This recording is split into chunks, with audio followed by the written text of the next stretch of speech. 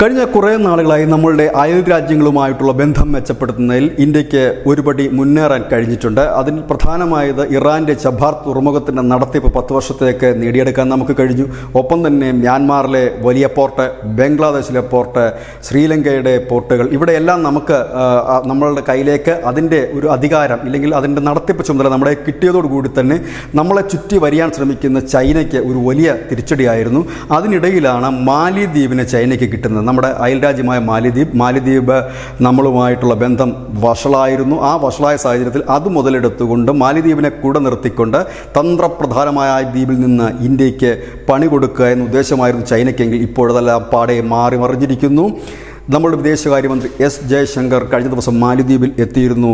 തുടർന്ന് മാലിദ്വീപ് പ്രസിഡന്റ് മൊയ്സുവുമായി നടത്തിയ ചർച്ചയിൽ 28 ദ്വീപുകളുടെ, അതായത് മാലിദ്വീപിലുള്ള 28 ദ്വീപുകളുടെ ജലത്തിൻ്റെയും വികസന പ്രവർത്തനങ്ങളുടെയും പൂർണ്ണ ചുമതല ഇന്ത്യക്ക് നൽകിയിരിക്കുന്നു. അതായത് ഇന്ത്യക്ക് എല്ലാ ചുമതലകളും 28 ദ്വീപുകളുടെ ചുമതല നൽകിയിരിക്കുന്നു എന്ന് പറയുമ്പോൾ അതൊരു ചെറിയ കാര്യമല്ല. പ്രത്യേകിച്ച് നമ്മളുടെ ഇന്ത്യൻ മഹാസമുദ്രത്തിൽ അടക്കം വലിയ നീക്കം നടത്തുന്ന ചൈനയ്ക്ക് വലിയ വെല്ലുവിളിയാണ്. കാരണം ഇപ്പോൾ തന്നെ നിലവിൽ ഇറാൻ്റെ തുറമുഖം തന്നപ്പോൾ തന്നെ നെറ്റിചൊളിച്ചിരുന്നു ചൈന. മ്യാൻമാറിൻ്റെയും ബംഗ്ലാദേശിൻ്റെയും പോർട്ടുകൾ നമുക്ക് നടത്തിയപ്പോഴുള്ള അധികാരം കിട്ടി.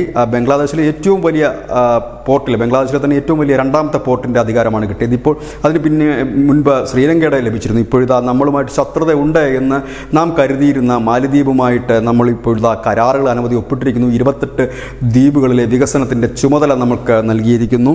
770 കോടി രൂപ കുറച്ച് നാളുകൾക്ക് മുമ്പ് ഇന്ത്യ മാലിദ്വീപിന് നൽകിയിരുന്നു. കാരണം കടുത്ത സാമ്പത്തിക പ്രതിസന്ധിയിലൂടെയാണ് മാലിദ്വീപ് കടന്നു പോകുന്നത്. പക്ഷേ അവിടെയും മാലിദ്വീപ് ഒരു വലിയ ബുദ്ധി കാണിച്ചു.